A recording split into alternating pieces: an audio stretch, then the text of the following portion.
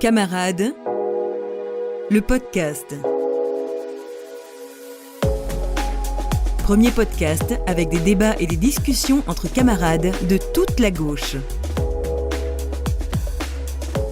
La camaraderie nous invite à discuter, à parler ensemble, dans la franchise et dans le respect. Bonne écoute.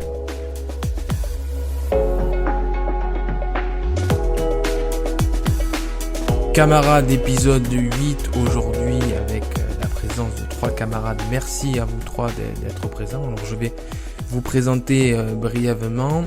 Bonjour Sarah, engagée auprès d'Europe Écologie Les Verts dans le Jura, vice-présidente du conseil régional Bourgogne-Franche-Comté. Bonjour Sarah. Salut Baptiste, bonjour camarades. Merci d'être là pour cette discussion qui sera très très passionnante, j'en suis certain. Samuel, engagé auprès du Parti Socialiste et notamment des jeunes socialistes de Paris et aussi de l'Hérault. On présente 2 territoires aujourd'hui. Bonjour Samuel. Exactement. Bonjour à toutes et à tous, merci de l'invitation. Merci d'être là.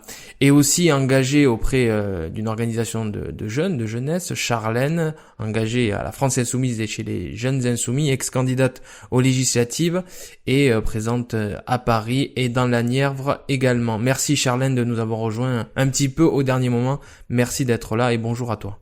Bonjour camarades, bonjour à tous. Bon, on a plusieurs sujets à traiter aujourd'hui, notamment tout ce qui est en lien avec le pouvoir d'achat, la hausse des prix, le blocage des prix aussi. Je sais que c'est des sujets qui nous animent beaucoup à gauche depuis de nombreux mois. Ça a été des sujets de campagne aussi à l'occasion des législatives et ça serait intéressant qu'on puisse en parler. Il y a un petit rituel pour commencer, c'est toujours un peu ce que l'on fait, une petite revue de presse. On essaie un peu de marquer, de discuter autour de 1 ou 2 sujets en lien avec l'actualité. La première question, c'est de se poser la question si 2027 c'est quand même pas un petit peu loin. On voit qu'à gauche un petit peu ça s'agite un petit peu. Carole Delga a fait un événement ce week-end. Roussel essaie de mettre un petit peu de côté Mélenchon. Il y a des sondages d'opinion, il y a des choses qui bougent un petit peu. À droite aussi ça bouge un petit peu. Laurent Wauquiez ce week-end elle s'est dit être prêt. Est-ce que parler de 2027 c'est pas un petit peu tôt, Sarah? Ouais, alors Baptiste, c'est vrai. Je trouve que c'est un petit peu tôt. En plus, nous, quand on est militant, on a la tête dans le guidon sur nos dossiers, sur nos organisations, nos réunions, les réunions publiques. Moi, je suis élue, donc en plus, je suis en plein dans les budgets 2024. Donc voilà, en fait, 2027, c'est loin. Et tout ça pour entendre des querelles d'ego et des unes de journaux. Moi, je vois pas en fait vraiment quel est le lien avec le quotidien des gens et leurs besoins en fait actuellement quoi. Ou alors on est un peu dans la popole quoi. Et ça m'embête un peu. J'aimerais bien qu'on recentre sur des sujets que je trouve personnellement plus intéressants. C'est ce que les Françaises et les Françaises vivent aujourd'hui et ont besoin. Mais bon, voilà. C'était mon petit coup de gueule. Tu commences déjà par me chauffer, Baptiste. C'est pas terrible ça. Après le sujet est c'est sûr chauffant, tout comme ce dont nous allons parler tout à l'heure, qui est tout ce qui est en lien avec le pouvoir d'achat et la réalité quotidienne de ce que vivent les Françaises et les Français. Samuel, toi aussi, ça te perturbe, ça t'indigne, ou ça t'inquiète? Oui, en effet, il y a aujourd'hui une élection qui va arriver l'année prochaine, qui est avant 2024, et pour moi, elle est importante parce que voilà, moi je suis attaché, je suis un pro-européen convaincu, et aujourd'hui, commencer à parler de 2027 dans les politiques nationales et faire rentrer d'ailleurs des politiques nationales, des considérations nationales dans les élections européennes, je ne suis pas sûr que ce soit opportun.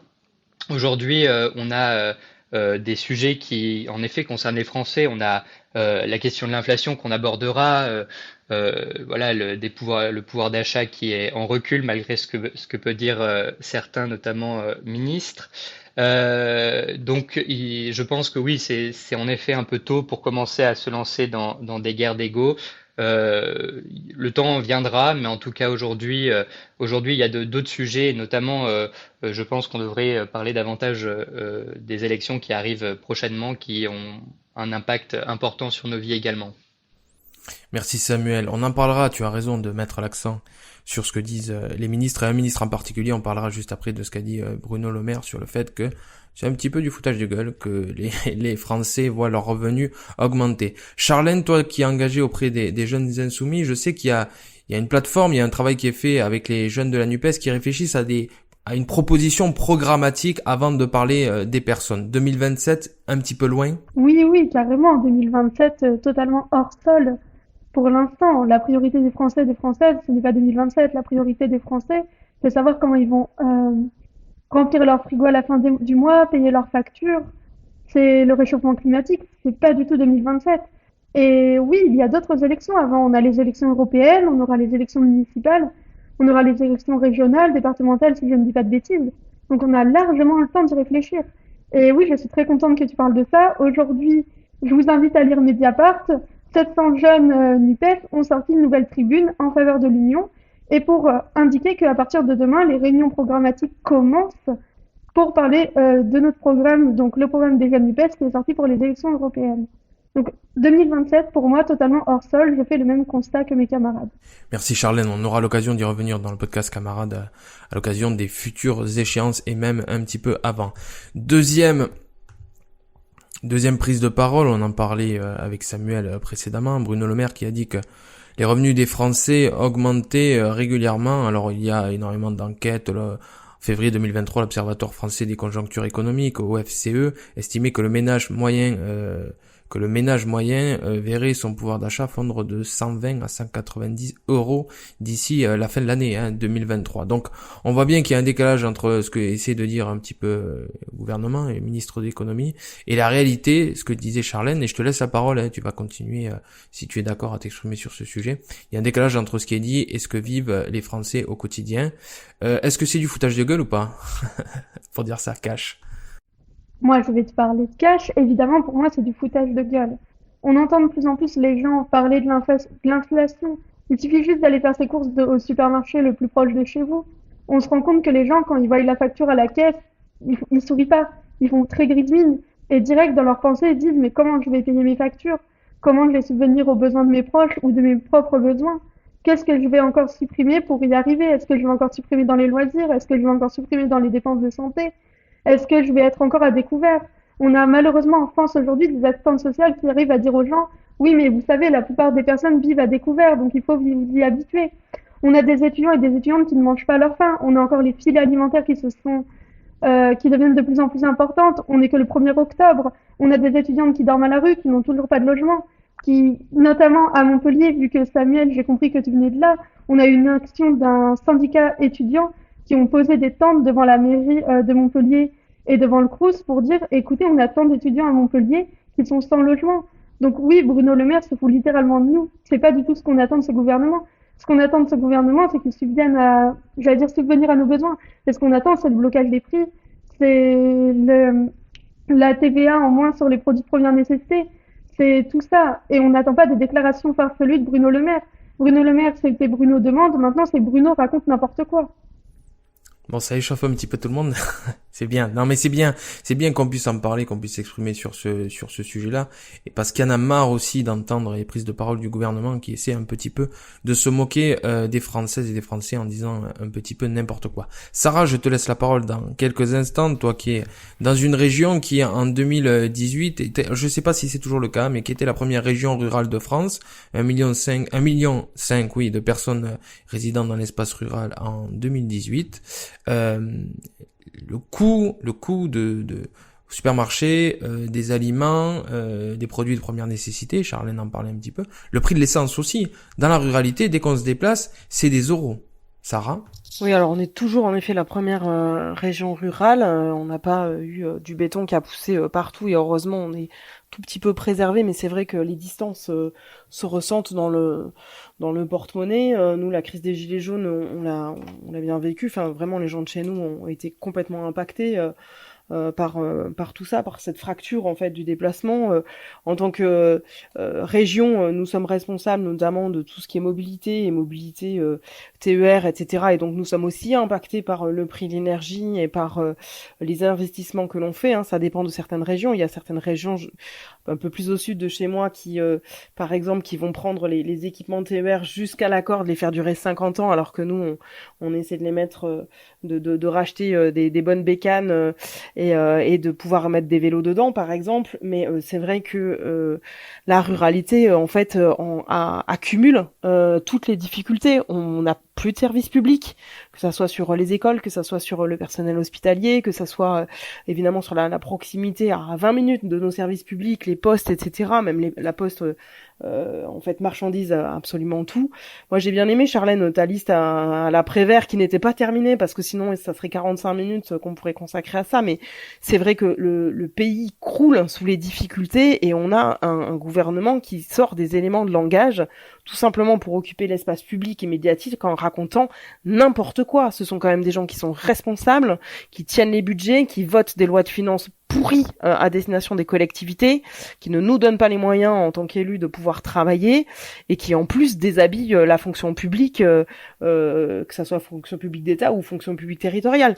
Donc tout ça, c'est en effet du gros foutage de gueule. Je suis d'accord. C'est intéressant, Sarah, ce que tu dis. Et il y a quelques jours, il y avait le congrès des régions de France.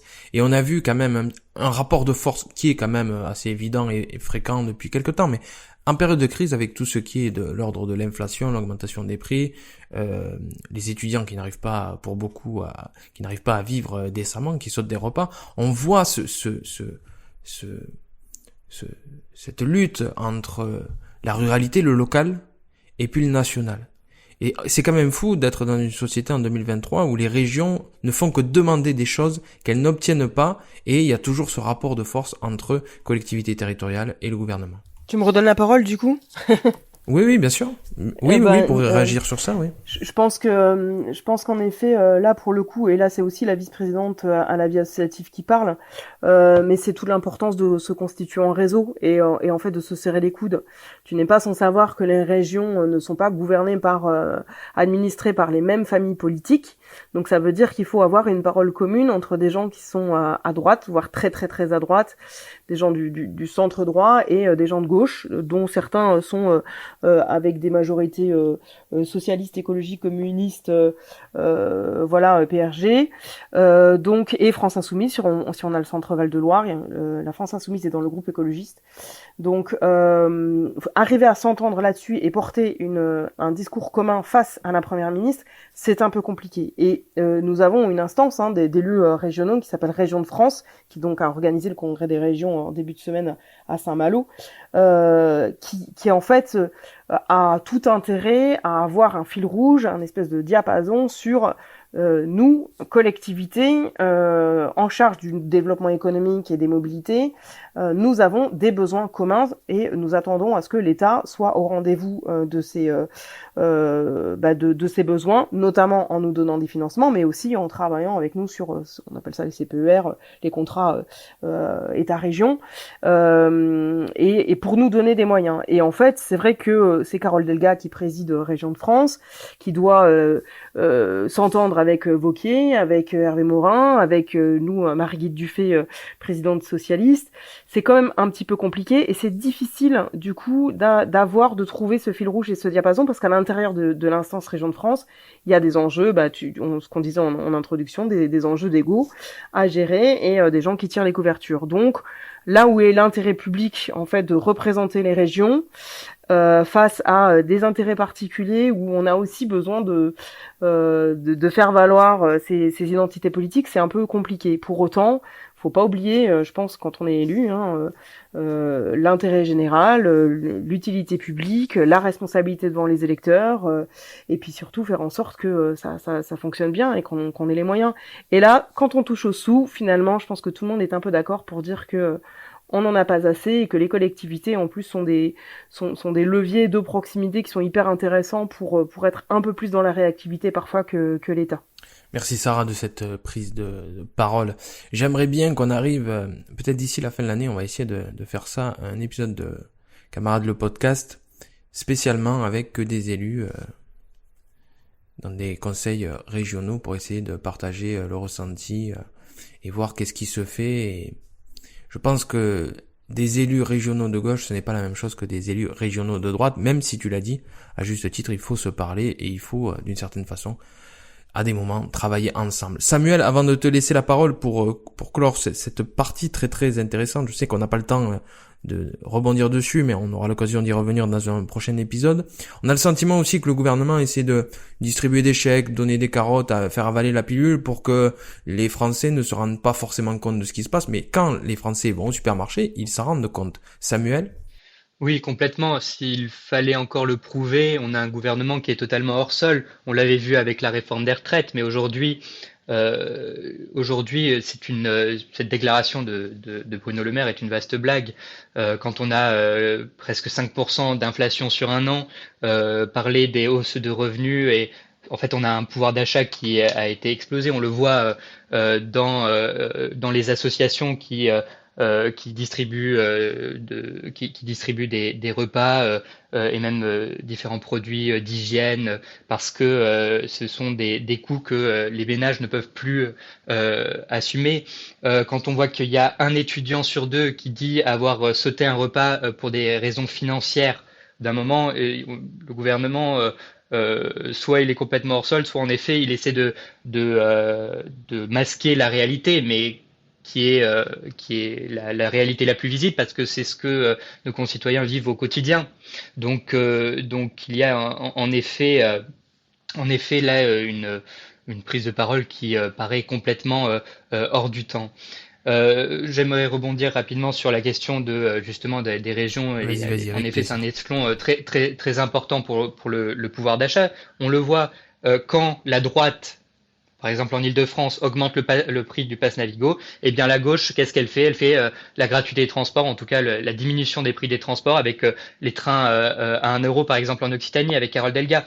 Donc oui, il y a vraiment une importance entre la gauche et la droite. Voilà ce que la gauche fait. La gauche aide le pouvoir d'achat.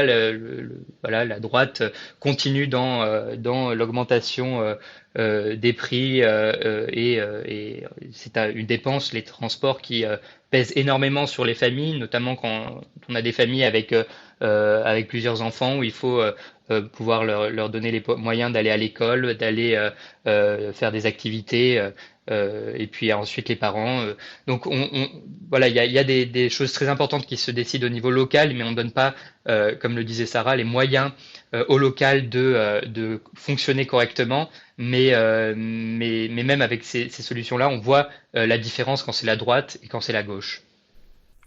Merci de ce petit rappel et c'est aussi une des missions du podcast Camarades, c'est de dire que la gauche n'est pas la droite et qu'on aimerait d'une certaine façon revenir à ce clivage qui existe encore, droite-gauche, pour affirmer nos valeurs, nos solutions et ce que nous sommes particulièrement à gauche. On va ouvrir la première question de ce 8e épisode. La question est la suivante: blocage des prix, le pouvoir politique en a-t-il encore? Et pour commencer, je vais laisser la parole à Charlène dans quelques instants.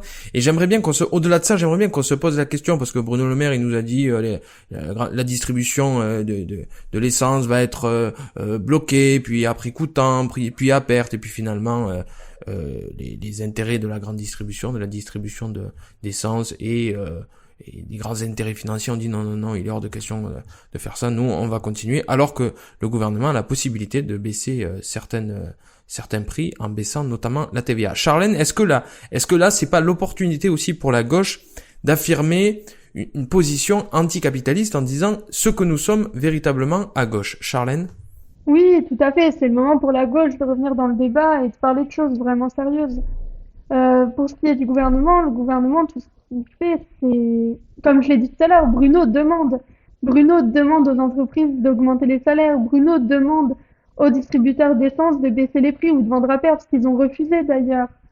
Qu'on a eu plusieurs annonces. À un moment donné, c'était à perte, après à prix coûtant. Les Français ne s'y retrouvent plus.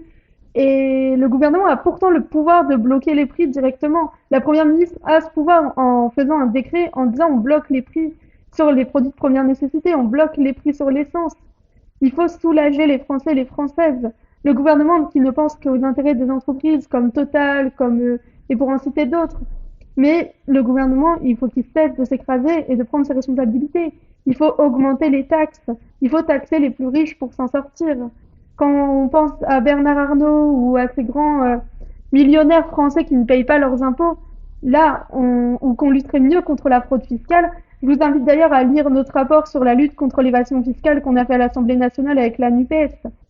Ce rapport, vraiment, il dit tout. Si la France veut vraiment s'en sortir aujourd'hui, ce n'est pas en demandant aux chefs d'entreprise, ce n'est pas en continuant à demander gentiment qu'on va vraiment agir pour le pouvoir d'achat des Français et des Françaises. Et oui, c'est vraiment l'occasion pour la gauche de revenir dans le débat et de dire, nous, à gauche, on propose une alternative, une meilleure alternative que celle proposée par les macronistes ou par la droite ou je ne sais quoi encore. Et je vous invite vraiment à lire le programme partagé de la NUPES, où même nous, de notre côté, l'Avenir en commun, on propose le blocage des prix depuis 2017. Et on l'a reproposé en 2022. Donc on ne peut pas rester dans cette position de le gouvernement quémande. Là, c'est le gouvernement doit agir et il a le pouvoir de le faire. Mais est-ce qu'il a vraiment envie de le faire? Ça, c'est vraiment une question que l'on peut se poser aujourd'hui. Tu dis d'une certaine façon, et je te laisse répondre et développer si tu en as envie, tu dis d'une certaine façon que le pouvoir politique, le gouvernement, les ministres, voire Emmanuel Macron, le président de la République, pose genou à terre devant les grands intérêts financiers. Oui, c'est tout à fait ce que je dis. C'est tout à fait ce que je dis parce qu'on a des députés, on a même des ministres qui ont des actions au sein des grandes entreprises. Il y a une cartographie qui avait été faite il y a quelques mois sur les députés à l'Assemblée nationale qui avaient des actions dans certaines grandes entreprises. On trouvait LVMH, on retrouvait Total, on retrouvait toutes sortes d'entreprises, notamment la présidente de l'Assemblée nationale, Yael Braun-Pivet, qui avait des actions, si je ne me trompe pas, chez Total. Donc oui, ces gens-là, ils n'iront pas contre leurs intérêts, leurs propres intérêts personnels. Et malheureusement, c'est ce qui fait que la politique aujourd'hui, enfin celle qui est mise en place actuellement et celle mise en place par le gouvernement, elle va plus répondre aux besoins des lobbies qu'aux besoins de la population française. Samuel, ce que dit Charlène, c'est quand même assez intéressant et on peut se poser la question par rapport à la jeunesse, si elle peut croire véritablement en l'action politique, en les pouvoirs publics, quand on voit que le pouvoir, il est laissé, il est donné aux intérêts financiers, aux grands groupes, 440 ou autres, hein, Samuel? Oui, je pense que alors il y a plusieurs choses sur cette question. Alors d'abord sur la possibilité des pouvoirs publics à agir, s'il y en a, je veux dire, si on le veut, ou s'il y avait une volonté de la part des pouvoirs publics d'agir, on pourrait complètement agir. Ça, c'est pas la question. Après, bon, la question du blocage des prix, je vais y revenir. J'aimerais juste rebondir sur la question, en effet, de la guerre qui est faite aux allocataires du RSA.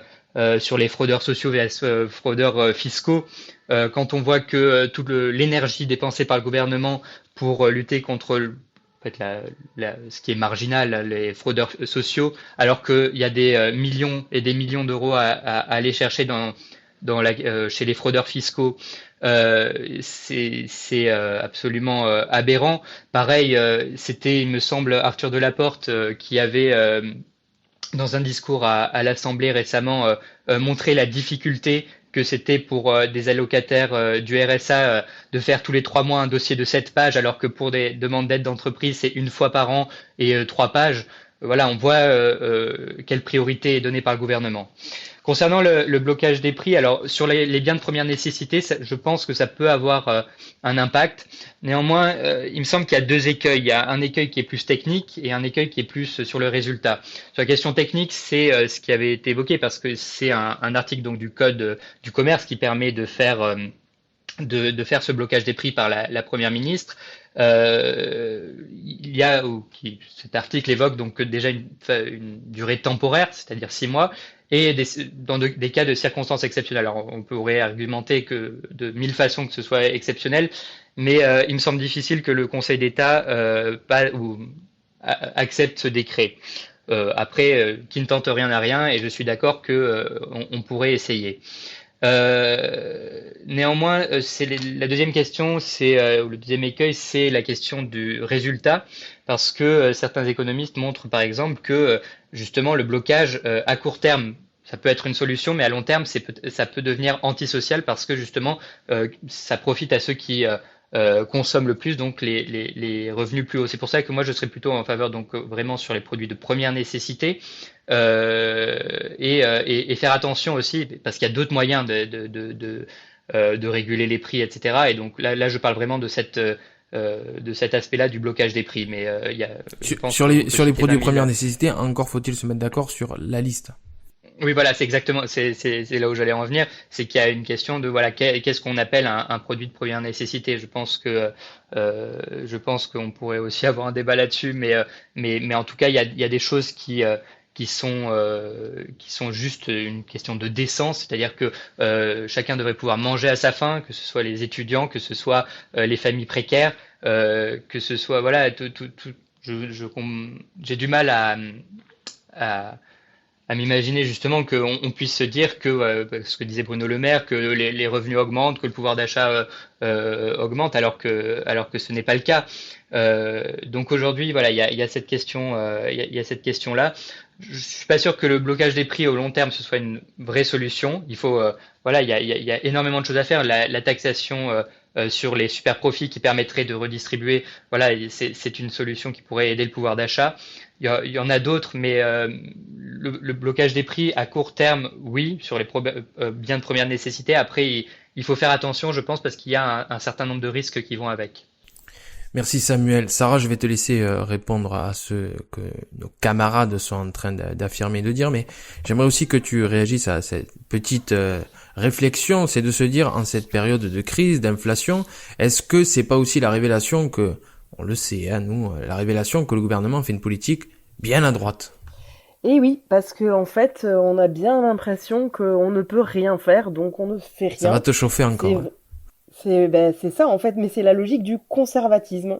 Ce sont des gens qui sont des conservateurs, qui sont de droite, donc on ne fait rien en termes de politique publique. Donc politique publique, c'est pour les petits, c'est pour les faibles, c'est pour les fragiles. C'est pas pour les riches en fait. Hein. Le riche n'a pas besoin de politique publique, lui il peut tout se payer. Donc on est vraiment des gens qui sont de droite, qui mettent en place le programme du MEDEF. Encore une fois, Sophie Binet le disait, hein, c'était connu, président du MEDEF qui lui dit, mais nous, on n'a pas besoin de revendiquer grand-chose puisque le gouvernement est un gouvernement pro-patron. Donc, en fait, c'est bon, c'est tout fait.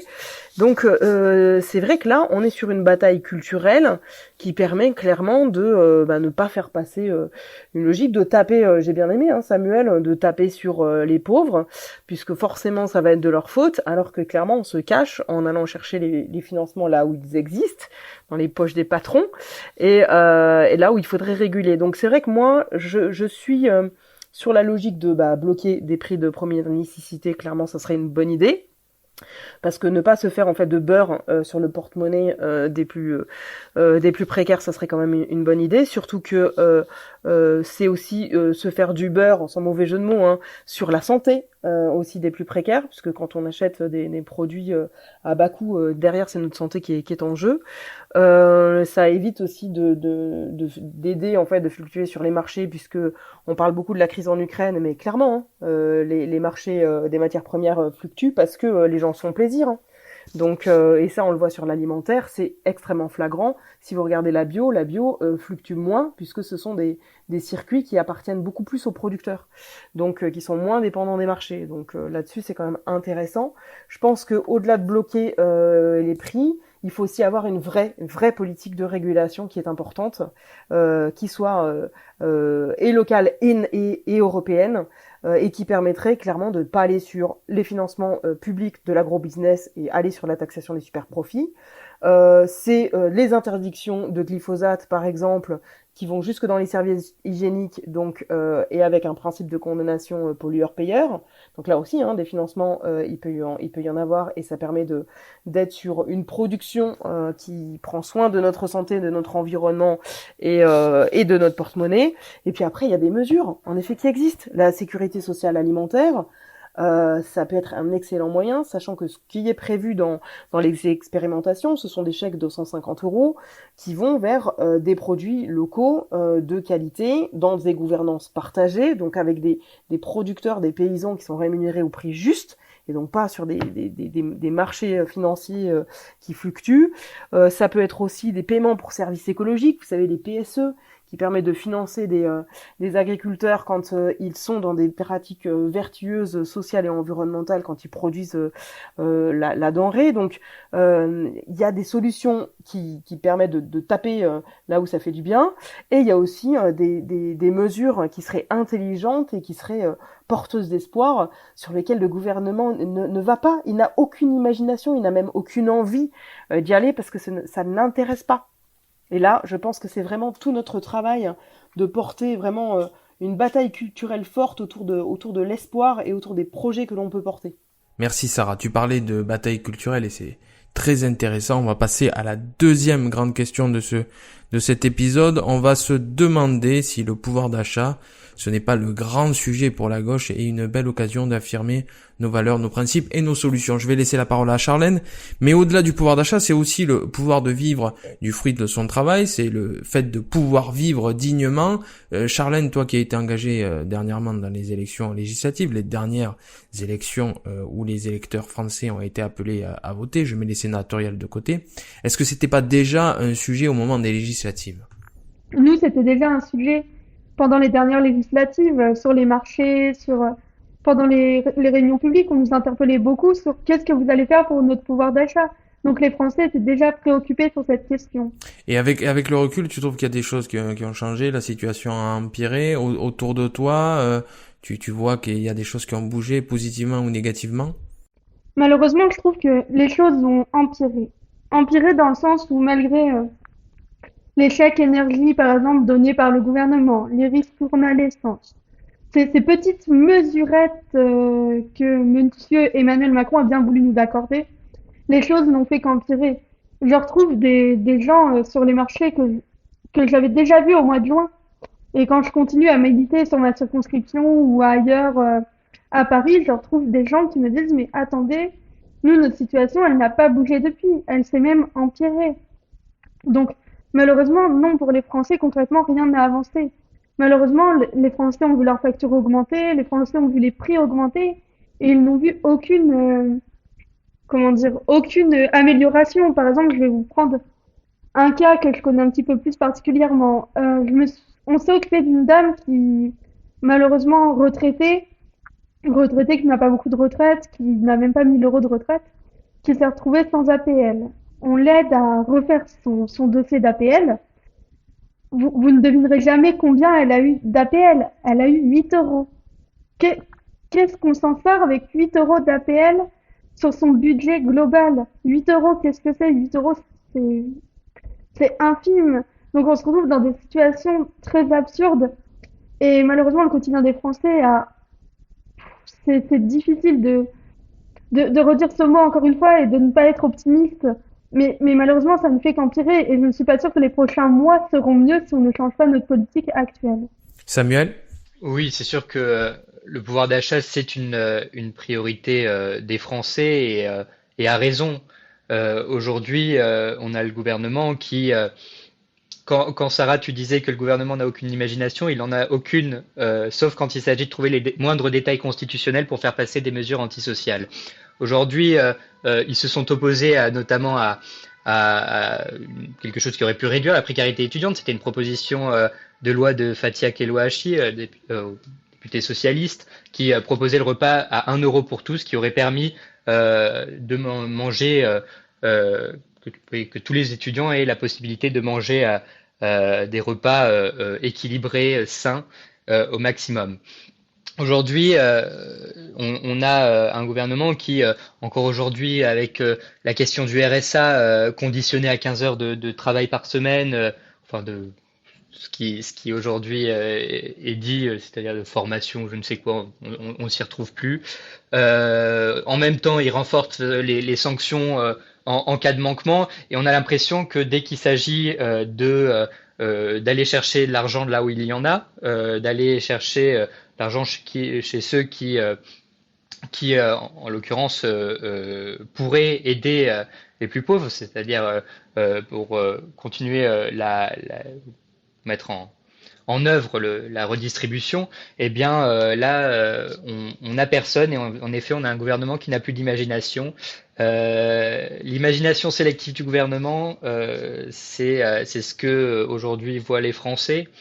Et malheureusement, ils en paient les frais. Et en effet, bah, la gauche doit saisir de cette question du pouvoir d'achat, puisqu'elle ne peut être ou ces familles précaires, ces situations absolument terribles qu'on entend tous les jours. Encore ce témoignage de Charlène, on a vraiment des choses à défendre et il faut qu'on le fasse. C'est très intéressant ce dont on est en train de parler. Merci Charlène de ce témoignage-là, parce que on parle toujours des grands principes, des grandes formulations, et quand on rentre au cœur des sujets de la vie quotidienne, quand on voit les cas particuliers, les situations particulières, eh bien c'est affolant. Véritablement affolant. Sarah, avant de te laisser la parole, on parlait de pouvoir d'achat, il y a le pouvoir de vivre aussi dignement et du fruit de son travail, et je ne sais pas si vous connaissez le pacte du pouvoir de vivre, c'est plus de 60 organisations unies pour répondre à l'urgence sociale et climatique, et ils ont fait un tweet il y a 2-3 jours sur le RSA pour rebondir sur ce que Samuel disait. Il disait un amendement qui stigmatise les plus pauvres et les enfonce dans la précarité, un amendement à rebours d'une politique de solidarité répondant aux réels besoins. Voilà, réponse à Eric Ciotti qui était heureux de passage de l'adoption de cet amendement. Pacte du pouvoir de vivre correctement, je vous invite à aller découvrir et à vous intéresser à ce qui est fait aussi pour pouvoir dégager des solutions. Ça peut nous inspirer et ça peut nous servir. Sarah ? Alors tu m'as piqué mon intro en fait, Baptiste. Donc, mais c'est très bien. Ça veut dire que Ah mince, il faut en clairement, trouver une autre alors. non, mais en fait vraiment, c'est parce que on voit bien que là, quand on est à gauche, on a quand même des références qui nous tiennent à cœur. Mais c'est vrai que moi, pouvoir d'achat, ça me fait toujours un petit peu grincer des dents, parce que moi, j'aime bien parler de pouvoir de vivre et que les mots ont leur importance, parce que derrière les mots, c'est des concepts. On parle de renverser la bataille culturelle, donc clairement, est-ce qu'on est là pour acheter, pour consommer, ou est-ce qu'on est là pour vivre et pour agir? Donc, est-ce qu'on est considéré aujourd'hui en France comme des consommateurs éventuellement, ou comme des citoyens et des citoyennes? Et nous, clairement, ce qu'on veut, c'est renverser le système, c'est renverser le capitalisme et le patriarcat. Donc, on ne peut pas en fait utiliser que le vocabulaire en fait qui nous est proposé par la droite. Il faut avoir nos propres outils et nos propres récits. Donc voilà, clairement, moi je défends. Alors c'est peut-être un peu présomptueux et un petit peu en effet bourgeois pour moi de vouloir parler d'abord du pouvoir de vivre, mais je pense que c'est important aussi je veux pas imposer évidemment un vocable dans le discours commun, pas du tout, mais pour moi remettre en fait l'acte d'achat dans un acte de vie global, ça permet vraiment de discuter de l'entièreté du sujet et des difficultés qu'on peut rencontrer. C'est que vivre, c'est les services publics en premier sujet, c'est la possibilité d'être en autonomie, de vivre en ruralité partout, d'avoir de la culture et des vacances pour tous et toutes, d'avoir du sport et de l'émancipation, d'avoir du loisir et du temps libre. On a quand même nos députés en UPES complet qui vont travailler sur une proposition de loi sur les vacances pour tous et le temps libre, et ça va être extraordinaire, parce que en fait c'est revendiquer le fait de boire l'apéro entre amis et en famille, et d'avoir ce temps-là, ce temps de qualité sur lequel on n'est pas en train de consommer, on est juste en train de vivre, et ce temps-là, on devrait pouvoir tous en avoir de préserver, et c'est pour moi quelque chose d'extrêmement positif que de remettre ça au centre du débat public. Donc clairement, le pouvoir de vivre, c'est la question de la répartition des richesses, c'est la fiscalité juste d'un point de vue social et environnemental, et ça permet, avant même d'acheter, de pouvoir vivre et de pouvoir être en proximité avec les associations locales, le bénévolat, etc. Donc après, finalement cette trop grande introduction, c'est évidemment la question de l'achat, parce qu'il faut quand même bien qu'on mange, il faut bien qu'on puisse acheter un certain nombre de choses. J'ai même envie de pousser le bouchon encore plus loin et de poser la question aussi sur la bataille culturelle, sur le plaisir d'acheter. Quand on se récompense finalement en achetant quelque chose, on peut aussi se récompenser en achetant utile, en achetant responsable, en achetant durable, en privilégiant les structures de l'économie sociale et solidaire, les recycleries, les friperies, etc. Pour faire en sorte qu'on achète moins et on achète mieux, et qu'on se fait plaisir en plus à économiser sur des achats responsables.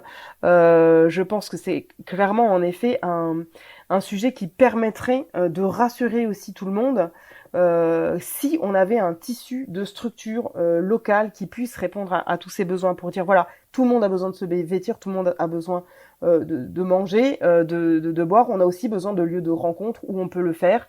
Et ces lieux-là peuvent être des lieux citoyens, d'émancipation, etc., dans lesquels on achète, mais aussi on vit. Nous, on a une carte en Bourgogne-Franche-Comté, une carte Avantage Jeune, qui n'a rien à voir avec la SNCF, mais qui existe depuis 30 ans, qui a une carte d'avantage où, certes, on peut avoir des prix sur le kebab du coin, il y a des bons en librairie, mais on est aussi sur de l'engagement citoyen dans les associations, on est sur la valorisation du bénévolat, etc. Et ça permet de montrer pour 100 000 bénéficiaires de jeunes de 0 à 30 ans en Bourgogne-Franche-Comté, avec plus de 3000 partenaires sur toute la région, de dire bon bah voilà, à côté de chez nous, on peut vivre, on peut visiter, on peut aller dans des musées, on peut aller à la piscine, et en fait on peut vivre. Et il n'y a pas que la question d'achat qui est au centre de cette carte. Je trouve ça très intéressant de mixer en effet toutes les possibilités et d'avoir vraiment ce discours assez positif. Dans un univers morose, je suis d'accord avec toi Charlène, je suis d'accord avec toi Samuel. Franchement, le monde va mal, mais je me dis, il faut vraiment qu'on porte un discours, sinon les gens vont pas voter pour nous, clairement. Merci Sarah, c'est très intéressant ce que tu dis, merci d'avoir pris le temps d'exposer ta pensée, et c'est vrai qu'on a le sentiment aussi que chez les écolos en général, quel que soit le mouvement ou le parti politique, vous souffrez d'une certaine façon d'un bashing un petit peu simpliste et simple qui consiste à dire que les écolos sont là pour emmerder les gens, et tout ce que tu disais sur trouver des solutions, la créativité, l'inventivité, le mieux, le bien-être au quotidien, c'est quand même très intéressant. Avant de laisser la parole à Charlène, on parlait du pouvoir d'achat, qu'on soit d'accord ou pas avec la formulation, pouvoir de vivre. À gauche, on a aussi quelque chose qui est très important, c'est le pouvoir de la solidarité, le pouvoir de la justice sociale, climatique, fiscale, etc., etc. Le pouvoir de la créativité aussi, c'est-à-dire dégager des solutions. Et ce que tu disais, Charlène, tout à l'heure par rapport à la solidarité, d'être inventif, de s'entraider les uns les autres, la droite ne le fait pas. La droite ne va pas chercher des idées nouvelles. Et quoi qu'on pense de Jean-Luc Mélenchon, l'intitulé de son dernier livre, Faites mieux, c'est un appel à ça. C'est un appel à dire, trouvez des solutions, soyez créatifs, soyez plus solidaires, allez voir votre voisin, trouvez des solutions en tant que citoyen pour faire en sorte que la vie quotidienne, on s'aide, on se file des coups de pouce dans les résidences, qu'elles soient étudiantes ou pas. Il y a des cagettes à l'entrée pour mettre les fruits et les légumes qu'on n'utilise pas, etc., etc. Être créatif, trouver des solutions. Charlène? Oui, c'est tout à fait ça. D'ailleurs, je vous invite à lire le nouveau livre de Jean-Luc Mélenchon qui s'appelle Faites mieux. Faites mieux, qui est une citation tirée de son discours du premier tour de l'élection présidentielle 2022, qui s'adressait plus particulièrement au public qui était présent, donc les jeunes insoumis, mais les jeunes en général. Et ce qu'il faut pour la gauche, c'est oui, être plus créative et être plus inventive. Je vais vous donner un exemple très concret. Quand j'étais étudiante à Grenoble, donc il y a maintenant 1 an, 2 ans de ça, on faisait par exemple nous de l'accès au droit. On aidait les étudiants à faire leur demande de bourse, à faire leur demande de logement. On organisait des distributions alimentaires dans une résidence étudiante qui était un petit peu délaissée parce qu'elle était assez excentrée du centre-ville. On a relancé le foyer étudiant, on a créé un lieu de vie avec une bibliothèque, un baby-foot, tout ce genre de choses. Et je pense que la gauche, pour gagner, oui, elle doit vraiment parler de tous les sujets. Et je suis d'accord avec Sarah, ne pas se réapproprier le langage de la droite quand on parle du pouvoir de vivre. J'avais aussi un petit peu on avait aussi un petit peu entendu parler du droit à la paresse, par exemple. Enfin, c'est vraiment remettre cette question au cœur du débat. Et que oui, vivre, ce n'est pas que consommer, ce n'est pas que aller travailler.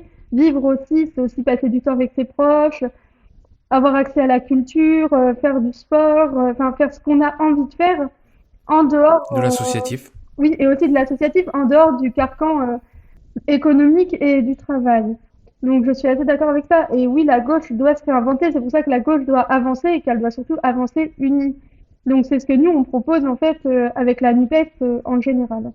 Merci Charlène. En fin d'épisode, je vous demanderai à vous trois quel est pour vous votre définition, votre vision de la camaraderie, et j'espère qu'elle sera à la fois identique et à la fois particulière en fonction de vos parcours, de vos personnalités et de votre ressenti. Samuel, avant de te laisser la parole, tu es comme moi engagé au Parti Socialiste, même si je suis ici en ma qualité d'animateur de débat. Le plus important, c'est de se parler, c'est d'échanger, c'est de communiquer entre nous, camarades de toute la gauche. Et le Parti Socialiste prône d'une certaine façon une société collectiviste. Donc cette idée de communauté, de faire ensemble, de solidarité, c'est très important au Parti Socialiste. Samuel? Oui, complètement, complètement. Sur ce pouvoir de la solidarité dont tu parlais, Baptiste, je trouve qu'il y a un aspect intéressant puisque au-delà de mettre des mesures comme on les a évoquées, hein, aujourd'hui, la droite, ce qu'elle a fait, que ce soit avec la réforme des retraites, d'Emmanuel Macron, mais ça reste la droite, avec la réforme aujourd'hui du RSA, on enlève au tissu associatif, c'est-à-dire justement à ce qui permet ce pouvoir de la solidarité, ce qui permet de faire vivre les associations. On leur retire les bénévoles, on leur retire donc voilà, il y avait des retraités qui justement passaient ce temps-là dans les associations qui faisaient vivre au quotidien. Et aujourd'hui, en allongeant le temps de travail, en retirant ou en obligeant les bénéficiaires du RSA à faire des formations, on retire notamment au tissu associatif, on déstructure tout ce tissu associatif. Et je trouve que c'est assez problématique parce que justement c'est ce tissu associatif qui fait vivre la société, qui va donner qui va travailler dans les banques alimentaires pour faire vivre les gens, parce que c'est ce dont il s'agit.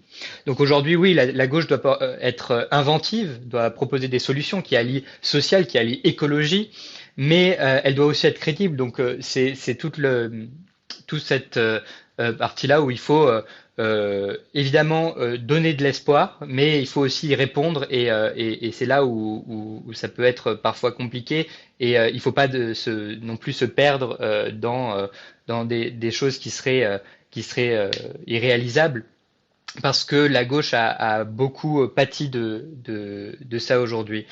Sur la question du pouvoir de vivre, je suis totalement d'accord que le terme est plus adapté. On a souvent en tête la question du pouvoir d'achat parce que c'est un terme en effet qui est plus répandu, c'est une question de culture aussi. Mais en effet, le pouvoir de vivre, ça doit être le cas de tout ce qui nous entoure. Donc voilà, de pouvoir de vivre, on a cette idée qu'on peut avoir du temps libre pour faire des activités, parce que c'est important pour aller justement s'engager dans les associations. Donc le travail, pour moi, il est important, mais il doit payer correctement, et il doit être fait dans des conditions qui soient décentes. Aujourd'hui, pour beaucoup de métiers, ce n'est pas le cas, et c'est là où on a un réel problème, il me semble.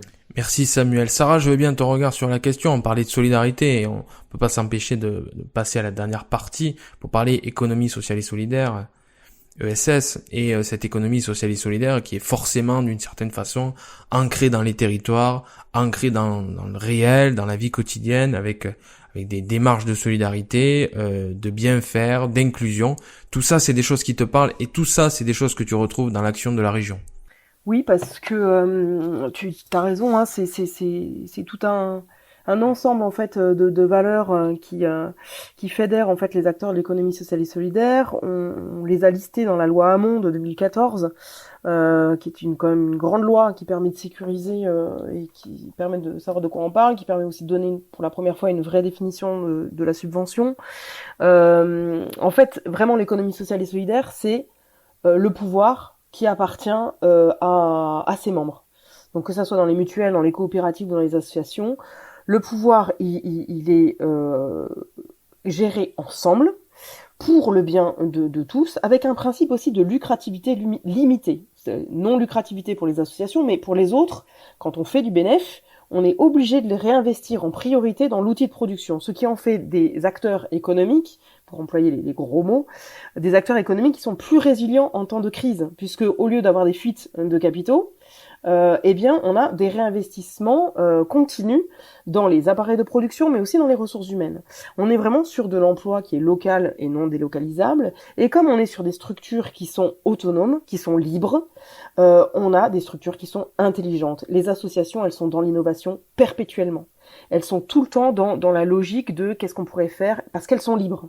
Et ce principe de liberté, la liberté associative, loi 1901, érigée en principe républicain par le Conseil constitutionnel, est en train d'être complètement fissurée aujourd'hui par l'absence de confiance que l'État a pour les grandes forces et les grandes institutions. On va pas revenir sur taper sur les manifestants, taper sur la presse, taper sur les syndicats. Maintenant, on tape sur les associations, que ce soit le planning familial, Alternatiba ou les soulèvements de la terre.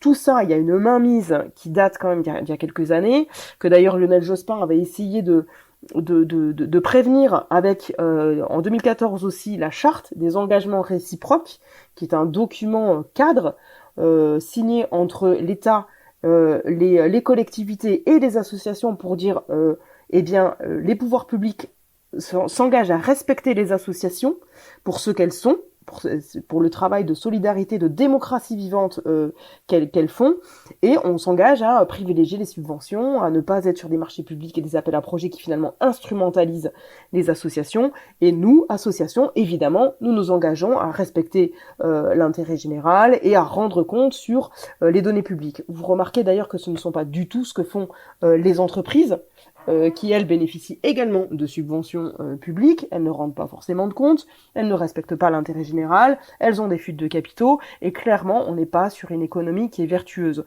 Pour moi, c'est le modèle économique qui est clairement à prioriser et qui permet vraiment au local, absolument partout, de proposer des solutions vraiment en dentelle, en milieu rural. Tu disais que la Bourgogne-Franche-Comté, c'était la première région rurale. Clairement, on est à 18% de l'emploi privé qui relève de l'économie sociale et solidaire. Et moi, si je regarde dans le Jura, on avait une coopérative à l'époque de salariés en industrie au 19e siècle qui me mettaient leurs francs à côté de leurs francs pour pouvoir acheter ensemble du blé et du savon. Parce qu'on a beau être pauvre, déjà on a une dignité et on a des idées, et en fait on est sur des valeurs de solidarité. Et finalement, en étant tous ensemble à acheter un petit peu de savon et un petit peu de blé, on arrive à nourrir tout le monde, à faire en sorte que tout le monde ait un niveau à peu près correct de vie, et même à faire un petit peu de marge. Et du coup, on se retrouve à être sur une coopérative alimentaire qui devient une coopérative de santé. Quand les gens sont en meilleure santé, ils se mettent à faire du sport. Quand ils se mettent à faire du sport, ils se mettent à faire de la culture. Et aujourd'hui, la Fraternelle, c'est toujours son nom, existe. C'est une association qui a un cinéma associatif, un bar associatif, une grande scène avec des studios d'enregistrement, et qui a une imprimerie qui est connue puisque toutes les archives du Parti socialiste du Jura sont à Saint-Claude, donc dans le Haut-Jura, haut lieu d'industrie, où finalement on a ces acteurs-là qui ont plus de 100 ans et qui ont forgé vraiment le cœur de la solidarité ouvrière vers du mieux vivre, quoi, clairement. Et des solutions comme ça, des sujets comme ça, il y en a des milliards, et qui sont pourtant méprisés encore une fois par le pouvoir central. Et même au niveau des collectivités qui manquent de financement et qui des fois sont un peu dans le confort à vouloir avoir une tête, une réponse, etc., on oublie ce principe de liberté et de créativité. Et ça, c'est, je pense, assez dommageable. Il y a une vraie culture aussi de la part de nos élus à avoir pour respecter clairement la personne que l'on a en face de soi pour ce qu'elle est, et même si on n'est pas forcément d'accord avec ce qu'elle peut nous dire. Merci beaucoup Sarah, et merci d'être présente pour parler de ces sujets qui sont très très importants. Avant de passer à la dernière question, pour vous demander quelle est votre définition, qu'est-ce que c'est être camarade, votre définition de la camaraderie, j'aimerais qu'on s'arrête quelques instants. Réponse assez courte, vous pouvez prendre quelques minutes si vous voulez pour échanger sur ce sujet-là, complémentaire de tout ce dont nous venons de parler. Je suis en ce moment en train de défendre une petite épicerie avec une commerçante qui va mettre la clé sous la porte dans le département de l'Aude, dans un village rural dans les Corbières, pour ceux qui connaissent. Et en même temps, parallèlement à ça, il y a un petit Super U qui est en train de se construire dans une zone à côté. Et on a le sentiment aujourd'hui que il y a beaucoup d'élus, y compris locaux, qui sont faibles avec les forts et forts avec les faibles. C'est un petit peu ce qu'on disait sur Bruno Le Maire avec la grande distribution. Elle se couche, elle met le genou à terre et puis elle se bat pas forcément. Et ma question est la suivante, c'est de se demander si aujourd'hui, est-ce qu'il n'y a pas aussi la nécessité, nous, avec les élus que nous avons à l'Assemblée nationale, au Sénat, dans les collectivités territoriales, au local, de gueuler. Alors, je sais que c'est un sujet clivant, parce que quand on commence à crier un petit peu trop, qu'on fait un petit peu trop d'outrance, il y a deux groupes qui se forment, ceux qui sont pour l'outrance et ceux qui ne le sont pas. Mais aujourd'hui, il faut résister, c'est-à-dire qu'il faut dire non, ça suffit. Et moi, j'ai le sentiment aussi, et je vais laisser la parole à Charlène, qu'il n'y a pas 50 000 façons de dire stop, ça suffit. Il faut qu'on affirme certaines choses, il faut qu'on tape du poing sur la table. Charlène? Le début de ta phrase m'a fait énormément rire parce que oui, nous, les Insoumis, et plus particulièrement notre groupe à l'Assemblée nationale, on nous a beaucoup reproché de faire trop de bruit, d'être dans l'outrance, d'être limite parfois dans l'insulte. Alors tout ce qu'on fait, c'est de défendre les gens vraiment et ramener le peuple au sein de l'Assemblée nationale. Donc oui, dans notre groupe, on lève des pancartes, on parle fort. À un moment donné, on nous a même qualifié de gauche à très fort décibels. Et nous, on est fort d'être cette gauche-là et d'être la gauche qui réveille l'Assemblée nationale et qui réveille nos institutions. Donc oui, je pense qu'il faut changer nos méthodes et arrêter d'être dans la, comment dire, pas dans la politesse permanente, mais un peu de bouger ses codes et de dire, bon bah nous, maintenant, on attend quelque chose, on attend vraiment des actions concrètes pour les Français et les Françaises.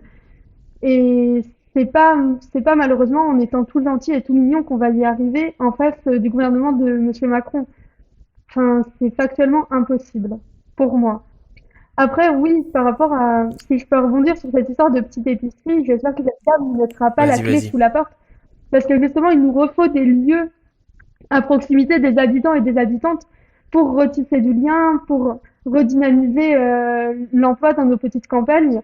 Moi, je vois par exemple, je viens de la Nièvre, donc c'est le département, un des départements les plus pauvres de la région Bourgogne-Franche-Comté, avec Lyon, si je ne dis pas de bêtises. Sarah, tu peux me corriger. Mais nous, de plus en plus, on voit nos petites boutiques fermées dans nos villages, dans nos villes. Même la plus grande ville du département, la préfecture Nevers, notre allée commerçante en plein milieu du centre-ville, elle est quasiment désertique et tout se passe maintenant au sein d'une grande surface que je ne nommerai pas. Mais et ça casse du lien. Et de plus en plus, on se retrouve dans cette logique de désertification. La désertification aussi médicale, on n'a pas abordé le sujet sur la table, mais là, j'aimerais l'aborder 2 minutes avec vous. Si les nouveaux médecins ne viennent pas s'installer, c'est parce qu'il n'y a pas de commerce à proximité, il n'y a plus de services publics, les écoles ferment, et du coup, c'est lié à tout ça. Et nous, dans la Nièvre, on est dans une situation où malheureusement, on n'a plus de spécialistes. Les médecins traitants sont très durs à trouver, comme un peu partout en France.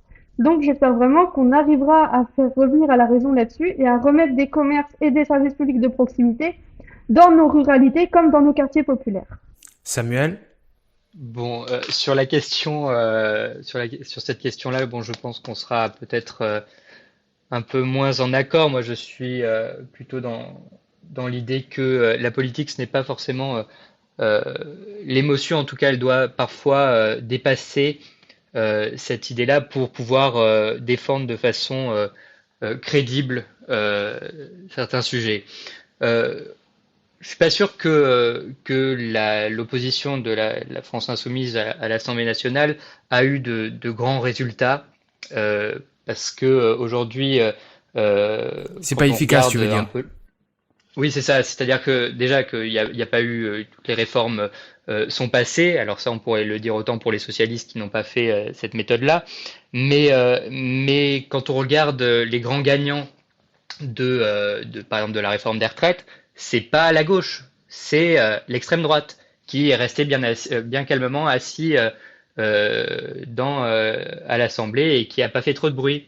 Alors aujourd'hui, certes, on peut se dire, bah oui, il y a une urgence, alors il faut crier pour montrer qu'il y a une urgence. Oui, sauf que je pense pas qu'on va qu'on va faire changer de direction le gouvernement aujourd'hui. On peut avoir, quand on discute certaines avancées qui sont à la marge, malheureusement, un peu trop à la marge. Mais il faut montrer qu'on est crédible à gouverner parce que tant qu'on ne regagnera pas le pouvoir, eh bien on ne pourra pas changer de fond les choses. Et je ne pense pas qu'on arrive. Alors on aura une base qui va être d'accord avec le fait qu'il faut s'indigner en permanence, mais on n'aura pas 50% plus 1 des Français qui suivront cette stratégie-là, je pense. Et tout la plupart des éléments le montrent aujourd'hui que ce n'est pas une stratégie qui marche. Aujourd'hui, je pense qu'il faut travailler sur le fond, faire des propositions. Il y a des moyens au niveau local de changer les choses. On parlait, moi je suis de Montpellier. On fait la gratuité des transports, on fait la tarification éco-solidaire de l'eau. On fait, voilà, il y a des choses qui peuvent changer au niveau local en gagnant des élections. Et puis je ne pense pas que c'est dans le bruit et la fureur que on fait changer les esprits et que l'on gagne. Après, voilà, je pense qu'on aura on sera pas d'accord sur le sujet. C'est bien, des fois c'est sain de pas être d'accord. Mais voilà, moi je pense que il faut montrer qu'on est crédible à gouverner et donc il faut entre guillemets prendre un peu de hauteur. Merci Samuel. Bien sûr qu'on n'est pas d'accord et c'est ça qui est bien aussi, c'est qu'on n'est pas en accord surtout et qu'on peut arriver à exprimer des désaccords et pouvoir se parler. Il faudrait qu'on fasse un petit mouvement qui s'appellera les indignés, c'est pas mal. Sarah et puis Charlène, je te laisserai répondre par rapport à ce que Samuel a dit, si tu le souhaites. Sarah, en quelques minutes. Est-ce que pour moi en fait la France insoumise qui fait du bruit à l'Assemblée nationale pour moi est vraiment dans son rôle d'opposant à un gouvernement qui porte toute la responsabilité en fait de ne pas écouter son opposition et qui gouverne dans le mépris en fait. Je pense que la responsabilité elle est plutôt de ce niveau-là et encore une fois on est avec des gens qui ne veulent pas écouter, qui ne veulent pas travailler avec des gens qui sont un peu à côté d'eux ou différents d'eux et que les forces de proposition que peut faire la France insoumise, que font le PS, les communistes et les écologistes, on le sait en fait, ce que toutes les propositions de loi qui arrivent de la gauche en fait ne franchissent pas le pas des commissions puisque comme c'est de chez nous, de toute façon ça va à la poubelle. Donc ce n'est même pas examiné. Et ça, c'est clairement un déni de démocratie qui pose un énorme problème au niveau de l'Assemblée nationale. Et moi ce que j'aime bien, c'est cette logique d'intergroupe que l'on a à la NUPES qui fait que il y en a qui sont identifiés comme étant les gueulards. Vas-y, tu prends la parole, tu dis ça. Et puis derrière, nous on reprend, on fait les sérieux et on est sur la proposition, etc. C'est par exemple le cas sur les vidéosurveillances.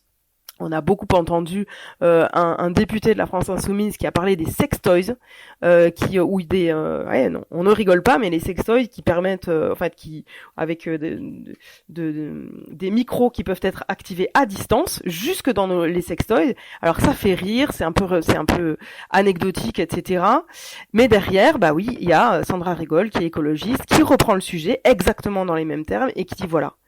Si on va jusqu'à ce degré de l'intime, en fait, Hugo Bernaklis qui porte le sujet très fort avec ses mots, et derrière Sandra qui avec son accent du Sud, même si elle est de Strasbourg, qui vient dire voilà, on va jusqu'à ce point de l'intime. Et c'est ça que vous allez voter si vous votez, chers amis de droite, cette loi sur la vidéosurveillance. Est-ce que c'est vraiment ça que vous voulez ? Et ensemble, en fait, à gauche, avec chacun sa voix et sa façon de travailler, on a quand même un support qui est commun et que je trouve intéressant. Après, sur ce qui concerne le commerce en ruralité, et oui, le Charlène, Lyon, c'est un département avec la Nièvre qui accumulent les difficultés. Je pense en fait qu'il y a vraiment des logiques de bon sens et de bons gestionnaires à avoir, mais quand on a un commerce de proximité, une petite épicerie dans lequel on dépense 10 € en achat, c'est 17,50 € qui repart sur le territoire. C'est 26 € qui repart quand c'est un magasin de producteurs en économie sociale et solidaire. Donc vous voyez le fois 2,6. Et quand c'est un supermarché, on est à 10,5. C'est-à-dire que ça génère en flux de revenus pour le territoire seulement 50 centimes par rapport à un plus 16 euros quand ça appartient à l'économie sociale et solidaire. Donc on voit bien que, encore une fois, quand on est élu, quand on doit être très responsable, quand on a un plan local d'urbanisme à gérer, il faut privilégier clairement les petites structures de proximité partout qui appartiennent à ses habitants et à ses consommateurs, parce que c'est comme ça qu'on remet la vie dans les territoires et qu'on a de la ruralité vivante. Charlène, tu veux rebondir en quelques secondes et puis on passera à la dernière question. Oui, merci. Je voulais juste rebondir sur les propos de Samuel par rapport à ce fameux bruit et la fureur des insoumis que j'entends très beaucoup dit, mais malheureusement, ce sont beaucoup la droite et l'extrême droite qui le disent. Donc je suis un petit peu surprise que quelqu'un du Parti socialiste reprenne cette expression. Mais après, le bruit et la fureur, comme on le dit, et comme l'a rappelé Sarah, on est tellement face à des gens qui sont méprisants, qui font des 49.3 à tour de bras, qui font des séances à l'Assemblée nationale avec des horaires pas possibles. Ça, c'est aussi une question qu'il faut se poser. Pourquoi nos députés sont si je dirais pas dans l'excès, mais sont tellement excédés, c'est que des fois, on va avoir des séances jusqu'à minuit, 1h du matin, des séances nocturnes très tardives. Donc, il faut prendre aussi ça en compte. Mais dans tous les cas, je pense que le bruit et la fureur, ce n'est pas une expression à reprendre. Et pour en finir avec ça, certes, notre méthode, moi, je pense qu'elle est la bonne. Après, on ne peut pas tous être d'accord sur la question. Je suis bien d'accord. Mais pendant ce temps, la gauche à haut décibel, faut pas oublier qu'elle a fait 22% à l'élection présidentielle. La gauche calme, elle n'a pas dépassé les 2%. Donc au bout d'un moment, il faut se poser les bonnes questions, je pense. Et malheureusement, dans tous les cas, qu'une proposition du Parti socialiste, toute gentiment dite, ou de Europe Écologie Les Verts, ou du Parti communiste, ou très dite très fortement par la France Insoumise, elle ne passe pas le seuil des commissions comme l'a rappelé Sarah. Donc dans tous les cas, je pense que c'est une question sur laquelle on ne doit pas perdre de temps là-dessus dans tous les cas, avec tout le respect que j'ai pour mes camarades socialistes. Samuel, tu veux répondre ou on passe à la dernière question? Oui, non, mais là, sur la question, bon, on va pas revenir sur l'élection 2022 parce qu'il y a eu des questions de vote utile. Bon, je veux dire, il y a un tas de facteurs. Et puis, je veux dire, la France Insoumise n'était pas le même groupe avant l'élection présidentielle de 2022. Donc ça, je pense pas que la comparaison soit la plus cohérente. Et puis, il y a quelque chose où il y a un minimum républicain aussi, c'est-à-dire on traite pas un ministre d'assassin, on ne met pas son pied sur un ballon avec la tête d'un ministre, quel qu'il soit, et quelle que soit la violence sociale dont peut faire preuve le gouvernement. Je pense que c'est un minimum de règles sur lesquelles on peut encore se tenir quand il y a beaucoup de choses qui ne sont plus possibles voilà, mais c'est une base républicaine à laquelle moi je tiens. Mais oui, ce qui est vrai, c'est que le gouvernement a sa part de responsabilité quand il fait toutes les dispositions constitutionnelles possibles et imaginables. Encore aujourd'hui ou récemment, là, avec la dernière utilisation de l'article 49 alinéa 3, avec pendant la session extraordinaire pour pouvoir en réutiliser pendant la session ordinaire. Voilà, il y a tout un tas de choses que font le gouvernement et je comprends que ça révolte, mais justement, moi je pense que la politique doit aussi parfois aller au-dessus de ces simples des tensions de la passion. Alors la politique c'est de la passion, mais il faut aussi parfois essayer d'aller un peu au-delà. Et donc oui, on a des divergences sur la méthode, mais ça, je pense que c'est pas un secret non plus. Mais bon, aujourd'hui, il y a des choses à défendre en effet. Comment? C'est dépassable aussi. Oui, non, bien sûr, c'est ce que il y a des sujets sur lesquels il faut qu'on se mette d'accord, et c'est bien que la gauche se parle. Mais voilà, c'est sûr qu'on a des divergences sur la méthode. Merci Samuel, quelle est pour toi ta définition, ta vision de la camaraderie? Qu'est-ce que c'est pour toi être camarade? La camaraderie, je pense que c'est l'un des plus beaux mots qu'est la gauche. C'est la possibilité de ne pas être d'accord, on le voit encore maintenant, de débattre, mais tout en restant dans le respect. C'est évidemment un côté convivial aussi. C'est pour moi, en tant que socialiste, c'est les universités d'été à Blois, c'est les victoires, les défaites aux élections, c'est la possibilité, voilà, d'aller dans les fédérations, discuter, et je pense que c'est au-delà de ça aussi la question du pouvoir du dissensus, c'est-à-dire qu'on peut ne pas être d'accord, on l'assume, mais justement, voilà, on reste sur une base de respect, on sait qu'on a des idéaux en commun, et donc on se considère à raison comme ayant ces idéaux-là.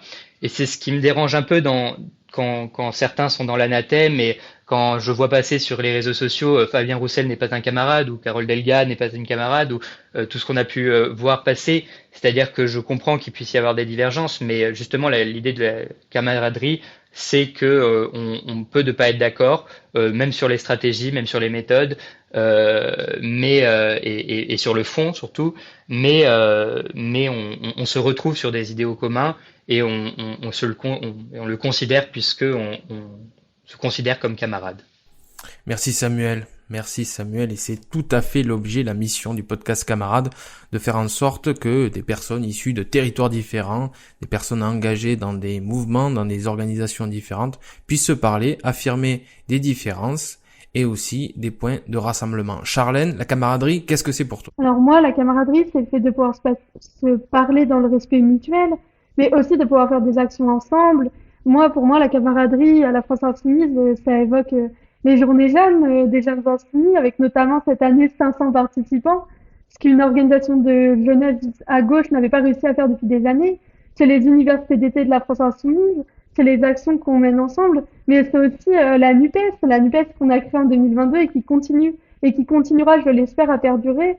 Et c'est le fait aussi de pouvoir avancer ensemble dans le respect pour le bonheur de ce pays, pour le bonheur des Français et des Françaises, et pour éliminer la droite et surtout l'extrême droite de ce pays, tout simplement. Merci Charlène pour cette définition. Le mot de la fin revient à Sarah. Quelle est pour toi, Sarah, ta vision, ta définition de la camaraderie? Qu'est-ce que c'est être pour toi camarade? Comme mes camarades, pour moi c'est un mot qui est porteur d'un élan d'espoir. En fait, c'est une embrassade. C'est un honneur aussi. Je pense que quand mes camarades, encore une fois, dans l'exécutif régional, que ce soit les communistes, que ce soit les socialistes, m'interpellent avec ce titre. Pour moi, c'est embrasser vraiment les 200 ans d'histoire, de combat, de lutte qui nous ont portés, et sur lesquels, en effet, on est d'accord, et qui nous nourrissent, et qui font encore une fois notre fierté à se réunir sur des combats. Je pense que vraiment on peut parler de lutte, il y a quand même eu des morts, il y a des gens qui se sont battus pour nous. Donc c'est vraiment reconnaître cette histoire droit dans les yeux, et vouloir continuer à aller dans ce sillon et dans ce projet de progrès social que moi je trouve extrêmement juste et extrêmement porteur d'espoir.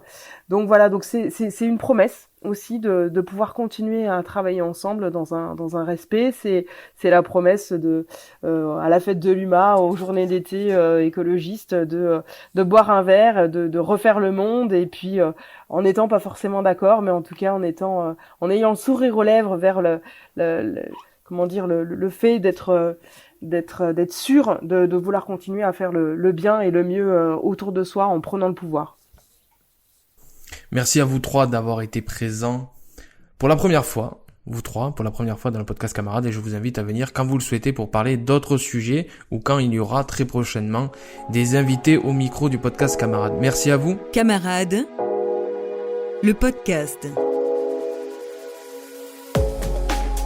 Premier podcast avec des débats et des discussions entre camarades de toute la gauche.